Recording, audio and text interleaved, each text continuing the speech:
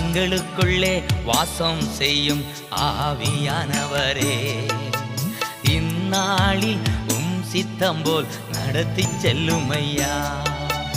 எங்களுக்குள்ளே வாசம் செய்யும் ஆவியானவரே, இந்நாளில் சித்தம் போல் நடத்தி செல்லும் ஐயா.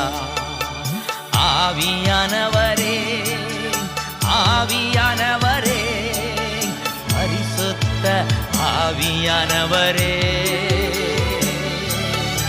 ஆவியானவரே, ஆவியானவரே, பரிசுத்த ஆவியானவரே. எப்படி நான் ஜெபிக்க வேண்டும், எதற்காக ஜெபிக்க வேண்டும், கற்றுத்தாரும் ஆவியானவரே. எப்படி நான் ஜெபிக்க வேண்டும், எதற்காக